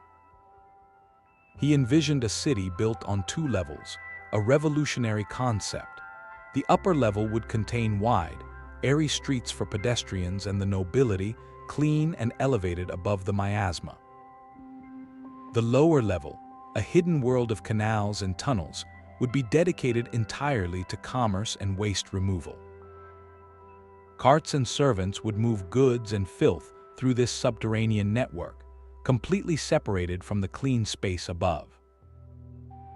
He designed self-cleaning stables with sloped floors and automatic flushing channels, and sketched intricate systems of locks, pumps, and water-powered mills. Leonardo's ideas were, in essence, a rediscovery and an ambitious expansion of Roman principles, fused with his own unparalleled observational genius. He understood that a healthy city required a planned metabolism, and he dreamed of building it from scratch. Yet, like so many of his inventions, these urban plans remained on paper, too radical and expensive for the rulers of his time to attempt. The true legacy of this Renaissance reawakening was not immediate construction, but the planting of a seed. It established a crucial idea in the European mind, that the glorious ancients had solved problems of public health through rational engineering, and that their solutions could and should be studied and emulated. This seed would germinate slowly over the next 2 centuries, finally flowering in the Age of Enlightenment. Here, the rediscovery of ancient sanitation merged with a new philosophical movement centered on reason, progress, and human improvement. Enlightenment thinkers like Voltaire in France openly criticized the filthy, disease-ridden state of Paris, contrasting it with the salubrious reputation of ancient Rome. Philosophers and early scientists began to argue that public health was not a matter of divine fate, but a civic responsibility that could be managed through applied science and good government. Engineers and architects, inspired by both classical texts and the new spirit of empiricism, started drafting serious proposals for large-scale municipal water and sewer projects. They moved from theoretical sketches like Leonardo's to concrete plans for their own cities. In London, following the Great Fire of 1666, Christopher Wren proposed a grand redesign of the city with wider streets and a proper sewer network, though much of his vision was never realized. In Paris, engineers began the long process of covering over the foul, open sewers that had plagued the city for generations. The Enlightenment shift was fundamental. It transformed urban sanitation from a forgotten art into a calculable engineering challenge and a moral imperative for the modern state. This intellectual foundation, this revived belief that civilization could and must engineer its way out of filth, created the essential mindset for the 19th century. When the industrial explosion created cities of unprecedented size and squalor, the reformers and engineers who stepped forward were not starting from zero. They were building upon centuries of revived classical knowledge. They looked at the cholera maps and the stinking rivers and asked not just what to do, but what would the Romans have done? The answer was clear: build. Build on a monumental scale, with gravity and stone and iron. The great municipal projects of the Victorian era, from London sewers to the vast waterworks of New York and Chicago, were the direct descendants of this long reawakening. They were the Enlightenment's promise fulfilled, using modern materials and methods to finally achieve, and then surpass, the ancient standard of urban survival that had been forgotten for 1,000 years. The silent world beneath our feet is no longer a mystery. We have learned to listen to the earth, to see through stone, and to read the stories written in layers of forgotten silt. Modern archaeology has developed a toolkit that would seem like sorcery to the engineers of antiquity, a suite of technologies designed to uncover their hidden work without ever lifting a shovel. This quiet revolution in discovery is finally giving voice to the infrastructure that saved ancient megacities. At the forefront is ground-penetrating radar. This device sends pulses of energy into the soil, which bounce back when they encounter a change in density, like the hollow space of a buried pipe or the solid wall of a foundation. An operator walks a grid over a site, and a computer assembles the returning echoes into a ghostly map of what lies below, revealing the precise layout of a sewer network or the outline of a collapsed aqueduct channel, all without disturbing a single artifact. From the air, another technology strips away the veil of time. LiDAR, which stands for light detection and ranging, uses laser pulses fired from an aircraft or drone. When flown over a dense jungle or a plowed field, these lasers can penetrate vegetation and map the ground's surface with incredible precision. This has revealed the full street grids and subtle drainage gradients of lost cities in Central America and Southeast Asia, showing how entire landscapes were engineered for water flow. For the spaces, the pipes themselves, archaeologists now use endoscopic cameras. These small, flexible probes can be threaded into ancient drainage openings, sending back video from inside a pipe or a brick-lined sewer that has been sealed for. This allows researchers to inspect the craftsmanship of the joints, look for wear patterns from flowing water, and even identify centuries of sediment buildup without risky and destructive excavation. And then there is the science of dirt itself, sediment analysis.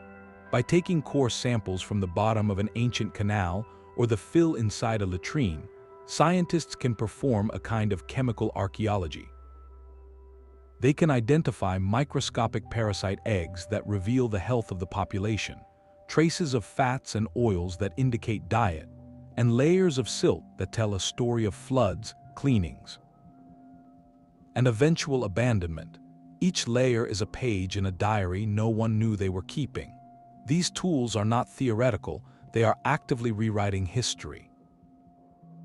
In Rome, ground-penetrating radar has recently mapped entirely unknown branches of the Cloaca Maxima network beneath modern neighborhoods, showing the system was even more extensive than records suggested. In the Indus Valley, sediment analysis from the Great Bath at it confirmed the presence of a sophisticated waterproofing bitumen.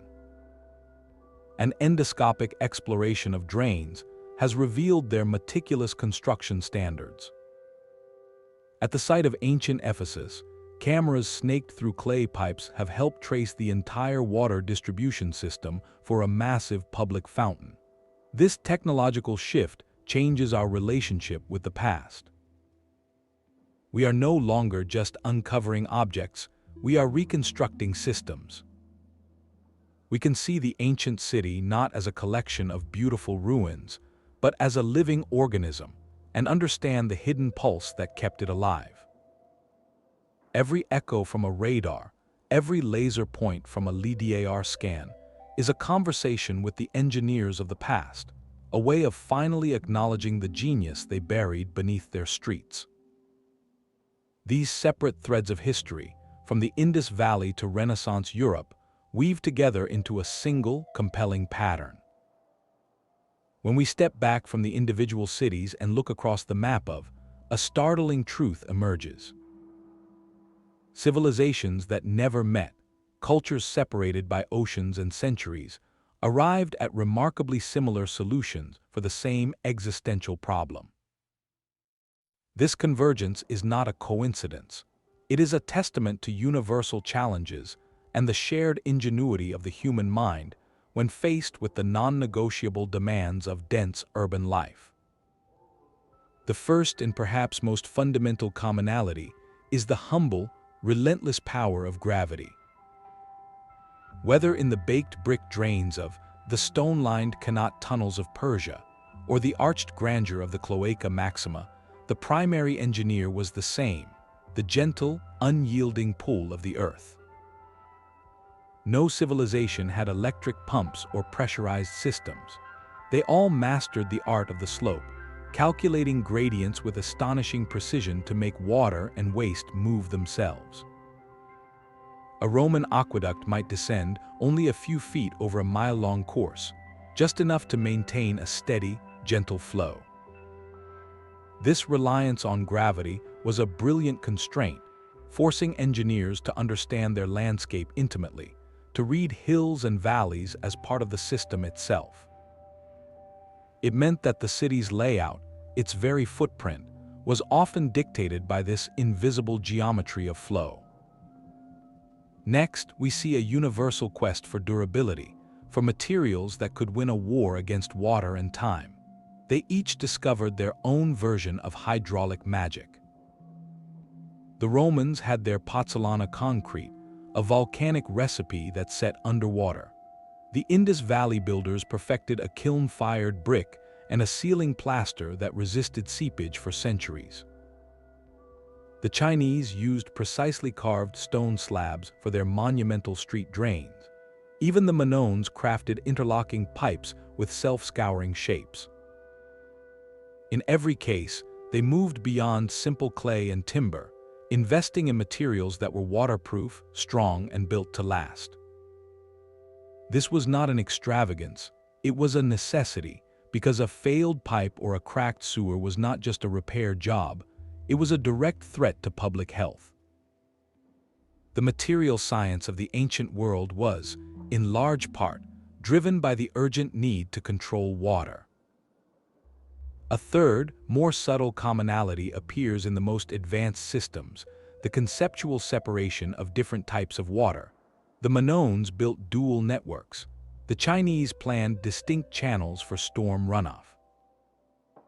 The Romans, though they combined flows in the cloaca, still understood the difference, bringing clean water in via aqueducts from distant, pristine sources.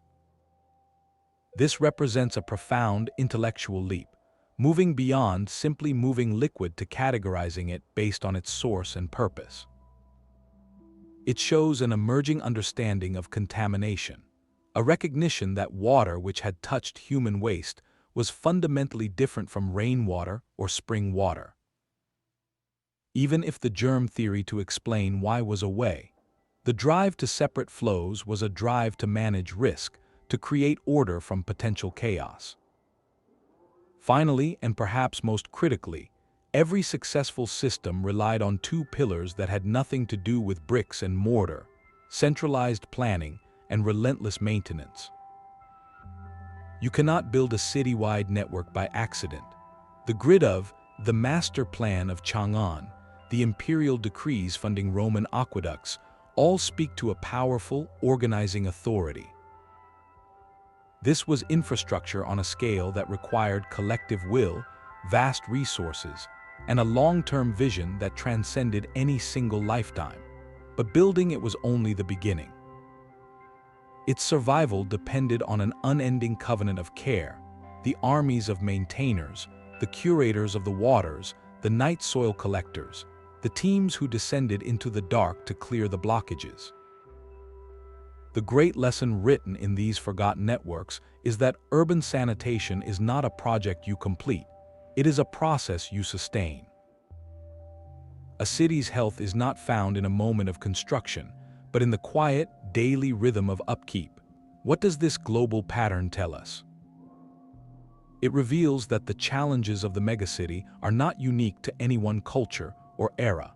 They are the inevitable physics of density, the biological reality of thousands of people sharing a confined space. The recurring solutions, gravity, durable materials, separation, and sustained stewardship, point to a universal logic. A kind of engineering inevitability that intelligent societies discover when survival is on the line. This is not a story of isolated genius, but of convergent evolution. Like different species developing wings to master the air, disparate civilizations developed networks of brick and stone to master the flow of life and waste within their walls. It is a powerful reminder of our shared human condition and our common capacity for ingenious, life-preserving creation. Yet for all their monumental ingenuity, these ancient systems operated in a world of profound unknowns. The engineers who designed them were masters of hydraulics and geometry, but they labored in the dark about the true nature of their enemy.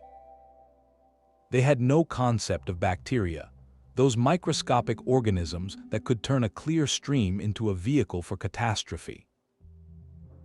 Their entire approach was based on managing what they could see and smell, the visible filth and the foul air they believed caused disease.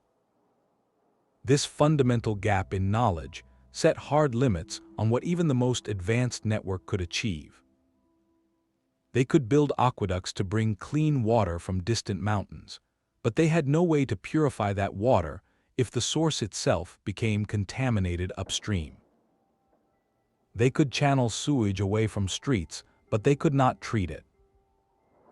The waste simply flowed into a river, a lake, or the sea, often creating a toxic zone downstream or along the coastline, passing the problem to another community or poisoning fisheries. Within the city itself, the battle against odor and insects was a constant, losing war. Even in Rome, with its flowing sewers, the stench from public latrines, tanneries, and the riverbanks during low tide would have been a pervasive feature of life. Flies and other pests, breeding in the inevitable gaps of the system, would have been unavoidable vectors for illness, a nuisance that no amount of stonework could fully defeat. Perhaps the most critical vulnerability lay in the final link of the chain, the point of consumption. An aqueduct might deliver pristine water to a city, but once it entered the distribution network, risks. Lead pipes, while a marvel of plumbing, could leach subtle toxins over time. More immediately, public fountains where people gathered to collect water could become hubs for contamination if a sick person handled the spout or a contaminated vessel touched the water. The elaborate system was only as strong as its most common and least controlled human interaction. These networks were a brilliant response to a visible crisis, a way to manage the overwhelming scale of urban waste. They mitigated the dangers of density, creating a baseline of order that allowed populations to grow and thrive. But they could not create a sterile environment. They reduced the risk of catastrophic outbreaks from constant filth, but they could not prevent all illness. The ancient megacity remained a place where the shadow of contagion was always present, where a novel pathogen or a seasonal failure could still sweep through crowded neighborhoods. This is not to diminish their achievement, but to understand its true nature. They built shields, not force fields. They gave their cities a fighting chance against the biological reality of thousands of people living cheek by jowl, engineering a margin of safety that was the difference between chronic collapse and enduring civilization. Their work was a monumental holding action against chaos, buying centuries of stability with stone, slope, and sheer human effort, all while never knowing the invisible world they were truly battling.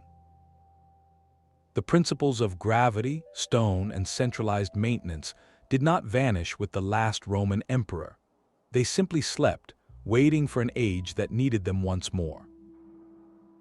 That age arrived with the Industrial Revolution, and when Victorian engineers looked at the crisis of their own exploding cities, they turned directly to the ancient blueprint. The great municipal projects of the 19th century were, in essence, a grand rediscovery. Joseph's London sewer network, built in response to the Great Stink, was a Roman solution on a heroic modern scale. It used the same fundamental logic, intercepting waste with massive, brick-lined intercepting sewers that sloped gently toward the Thames estuary, relying entirely on gravity to move a city's effluent. The key innovation was steam-powered pumping stations to lift the flow when the land was too flat.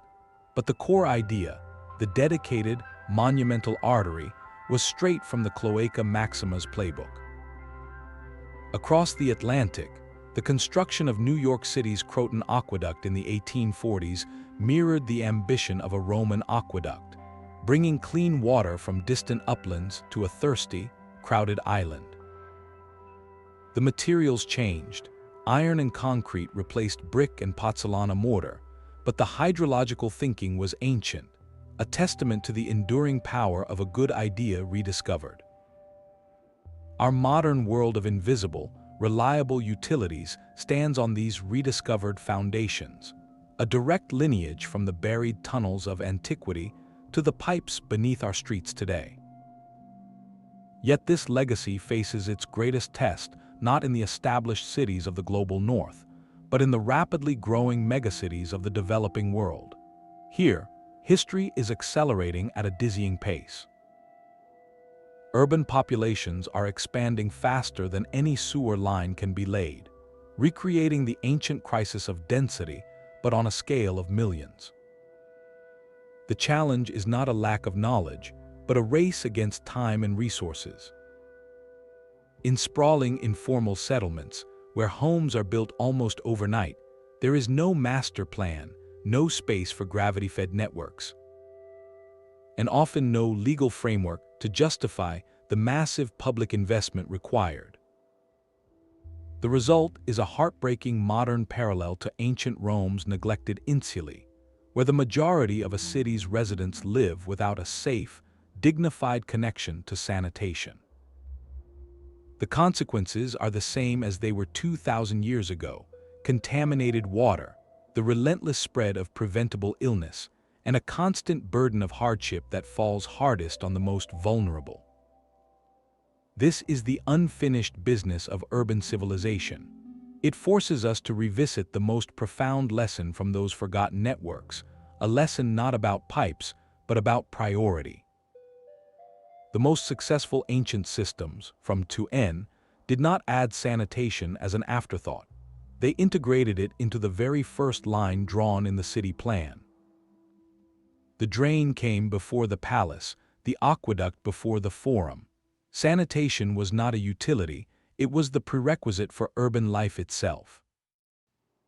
For contemporary urbanists and planners facing the tidal wave of new megacities, this ancient integration poses a critical question. Can we shift our mindset from seeing sanitation as a costly problem to be solved later, to recognizing it as the essential foundation that must be laid first?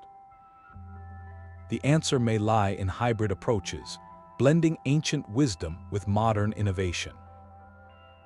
Decentralized, community-managed systems inspired by the closed loops of new materials that allow for faster, cheaper construction of durable pipes, and a renewed focus on the simple.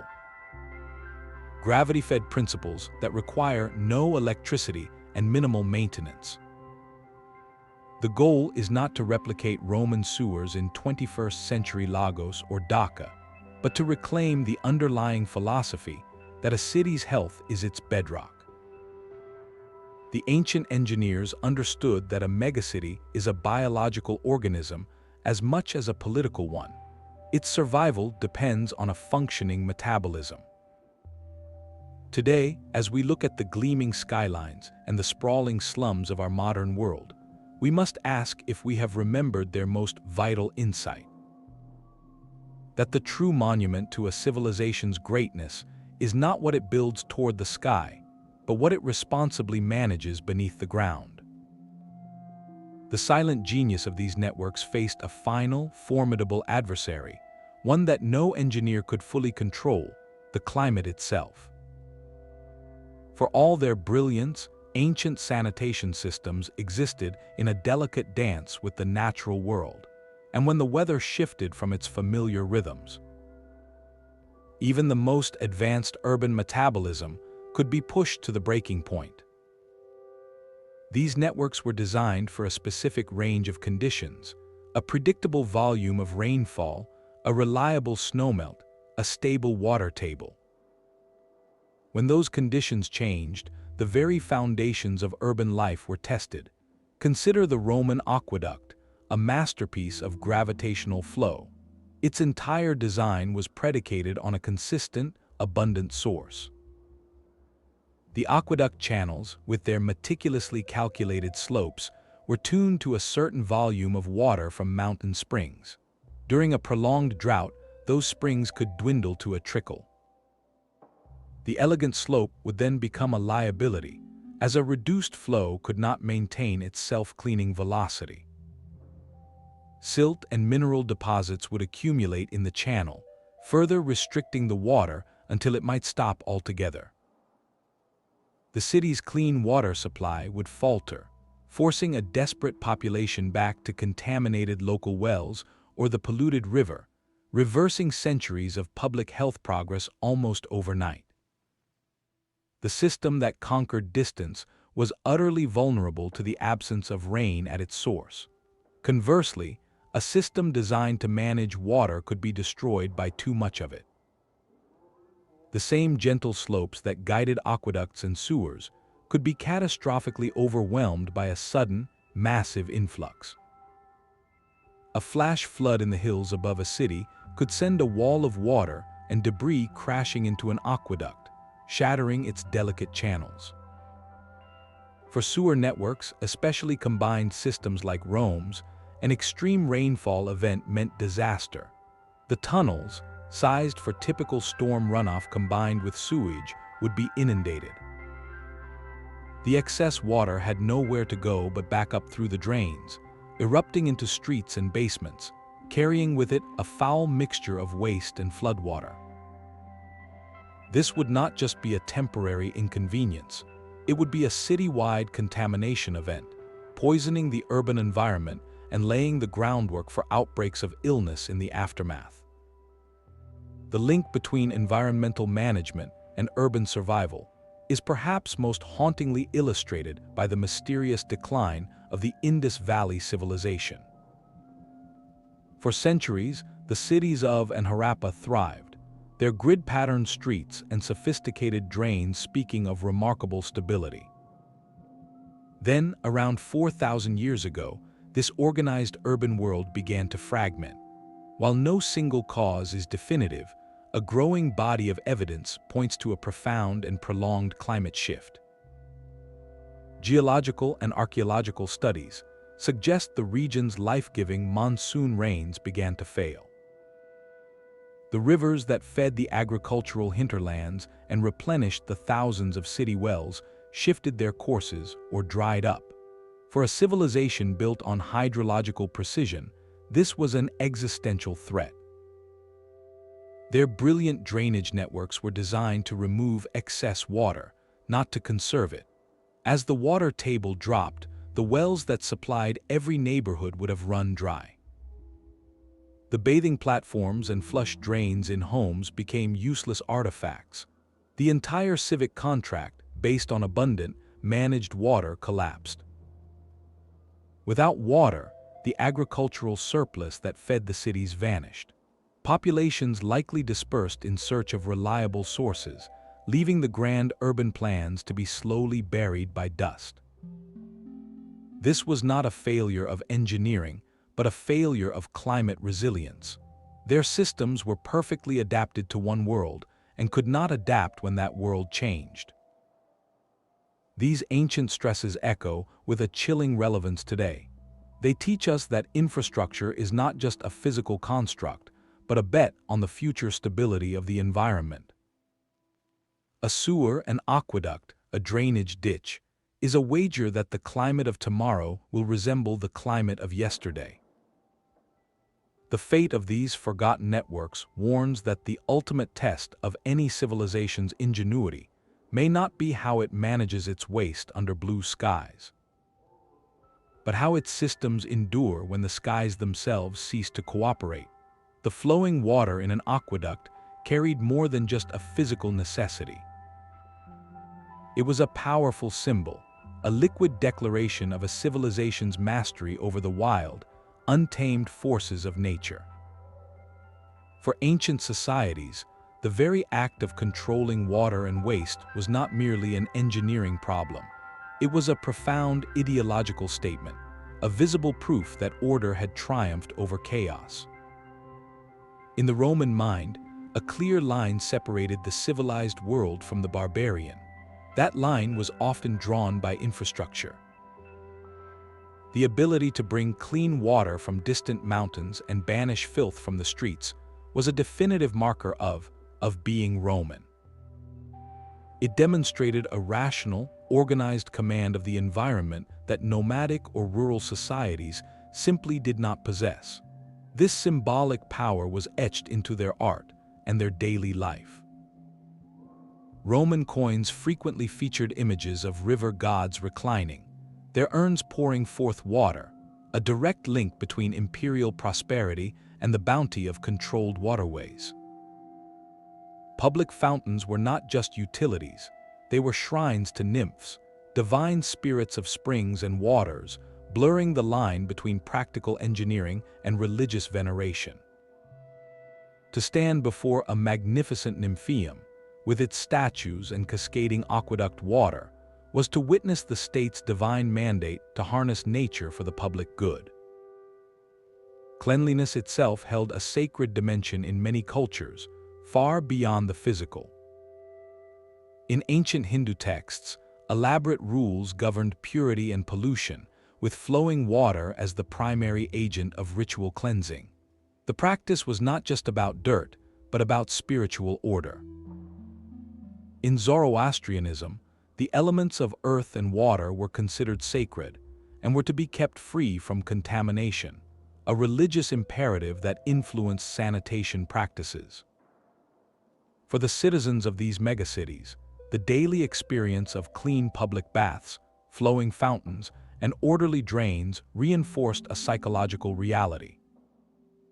They lived in a world that was managed, predictable, and safe, at least in its ideals. This was a powerful tool of political control. A state that could guarantee such fundamental order commanded loyalty. When an emperor like Augustus or Trajan personally oversaw the expansion of the aqueducts or the cleaning of the sewers, it was a public relations. It framed the ruler not just as a military conqueror, but as a paternal caretaker, directly responsible for the health and comfort of his people. The monumental infrastructure was a permanent campaign poster, stating, "Look what our civilization, under this leadership, can achieve." The psychological impact cannot be overstated. In a world rife with unseen threats, the reliable gush of water from a fountain was a daily reassurance. The hidden hum of the sewer, carrying away the evidence of decay, was a silent promise of continuity. This symbolic layer transformed sanitation from a municipal chore into a cornerstone of cultural identity. It answered a deep human need for security and meaning, proving that the most practical systems often wield the greatest invisible power, shaping not just cities, but the very minds of those who lived within them. The Colosseum still stands as a broken crown against the Roman sky, while the sewers that served it lie buried and nameless. This is not an accident of history, but a pattern of human memory. We forget the systems that sustain us because, when they work perfectly, they vanish from our sight and our stories. The reasons for this historical amnesia are woven into how we value what we see. For centuries, the study of the past was a hunt for treasures, for the grand and the beautiful. Archaeologists and historians, often funded by patrons seeking glory, were drawn to the monumental. They excavated temples to uncover statues of gods. They cleared palaces to reveal dazzling frescoes. They measured pyramids that clawed at the heavens. These were the trophies of antiquity, the visible proof of a civilization's artistic genius and spiritual depth. They were also clean. A marble frieze could be admired without offense, while a sewer, even a magnificent one, was by its very nature a subject of filth. It was utilitarian, a dirty, practical matter unworthy of the poet's verse or the chronicler's ink. This created a powerful bias, a tyranny of the visible that shaped our understanding of the ancient world for generations. We came to define civilizations by their aesthetics and their explicit beliefs, recorded in stone and pigment, while ignoring the gritty, physical logic that kept those stone cities from drowning in their own refuse. The infrastructure became a blind spot precisely because it was designed to be unseen. A functioning network is a silent partner. You do not think about the aqueduct when you drink from a fountain, you think about the cool water. You do not marvel at the sewer when you walk a clean street, you simply enjoy the absence of mire.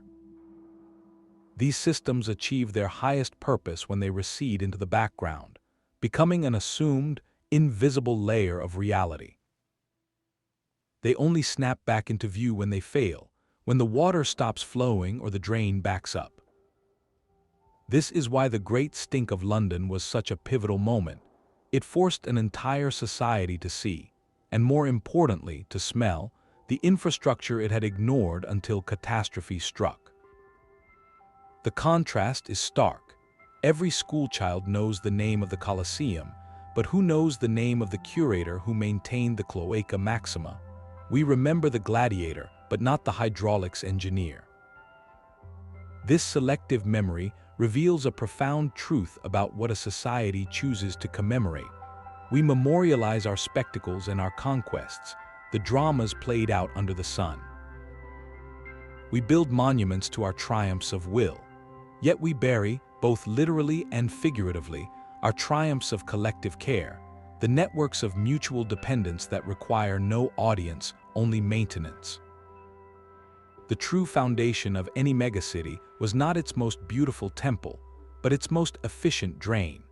The glory of ancient Rome was not sustained by bread and circuses alone, but by water and waste removal. One was the dazzling performance, the other was the backstage crew that made the performance possible. To forget the sewers is to misunderstand the stage. It is to believe the show could go on without the countless unseen hands and the buried channels that carried away the evidence of the crowd's very existence.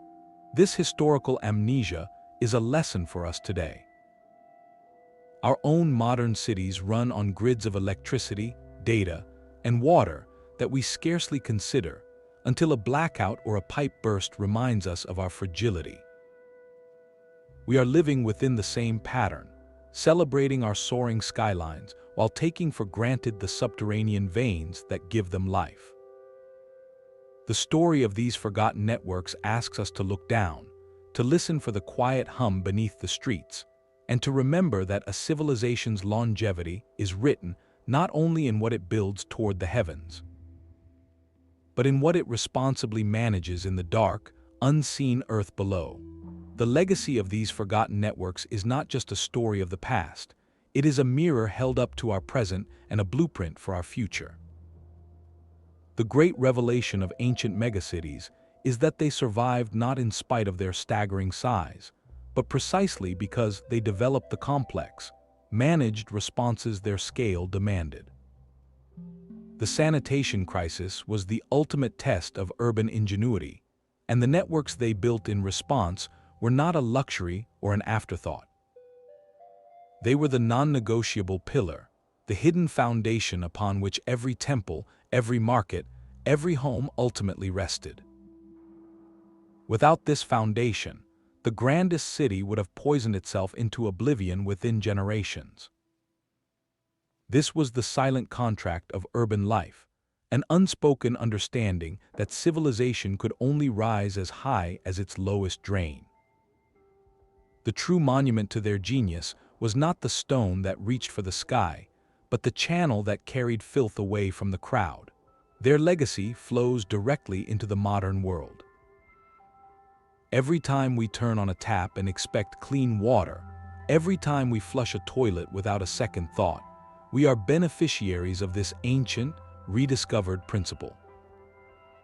Our vast subterranean grids of pipes and treatment plants are the direct descendants of the Cloaca Maxima and the drains of, built with new materials but guided by the same timeless logic of gravity, separation, and flow.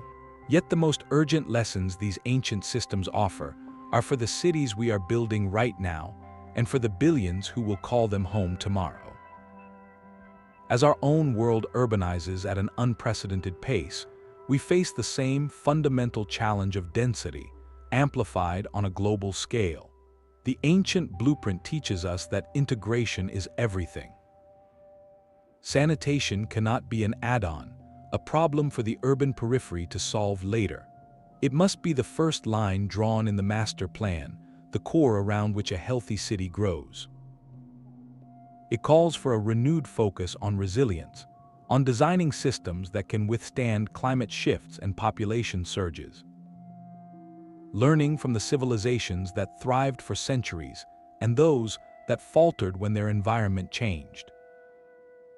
It reminds us that equity in infrastructure is not just a moral ideal, but a practical necessity for public health, echoing the stark divides of ancient Rome that left entire neighborhoods vulnerable. So the next time you walk down a clean street or drink a glass of clear water, pause for a moment. Consider the hidden world beneath your feet, the quiet, relentless engineering that makes your modern life possible. That invisible network is your connection to every ancient engineer who ever calculated a slope, laid a brick, or planned a city with the future in mind. Their story is a testament to human ingenuity in the face of our most basic challenges. If you found this journey into the buried arteries of history compelling, there are countless more tales of forgotten ingenuity waiting to be uncovered. Subscribe to the channel and join us as we continue to explore the hidden foundations of the world, one groundbreaking story at a time.